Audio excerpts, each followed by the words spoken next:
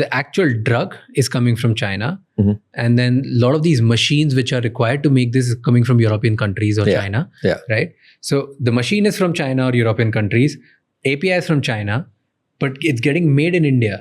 So why all of a sudden like India became a big thing? Because it's getting sold in some other country, sourced from some other country. What are we doing right that no, it has gotten this? I'm talking about the positives here, and No, absolutely. There's a lot of what did we positives do to be- right? There's a lot of positive. No, these are all. It's all luck and everything else, I would say, right? So herd intelligence. One guy does it, making a ton of money. His cousin knows it. He goes and sets it up. His cousin knows it. His neighbor knows it. And slowly, all of them basically start setting it up. And that's why you see clusters of industries coming up in various areas. And once they start coming up out there, then the ancillaries also come up out there. Then all the other guys, knowledge workers are also there. And everyone, it helps set up the entire thing.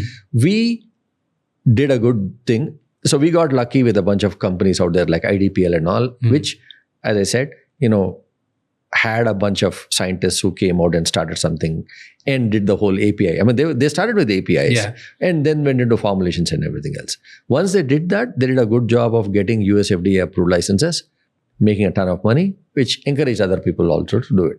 And now suddenly we have the best pool of manpower to do a US FDA kind of thing.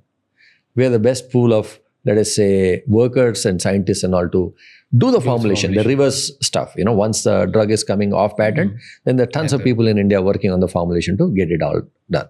So it is a network effect. Okay, so it's a combination of network effect and just labor arbitrage, competition, and all of these together. So starts off with labor arbitrage, and then then you became successful. So a few guys became that. Then network effect. Few guys from that dropped out. They started their own thing, and then usually, I mean, in then it doesn't really matter. Then now the quality thing is so nicely stamped on the good companies that people will not risk it. The cost of the drug is so less. They're not going to say, instead of, let's say, a drug which I sell at 1,000 rupees, I'm making it for 10 rupees or 12 rupees in India.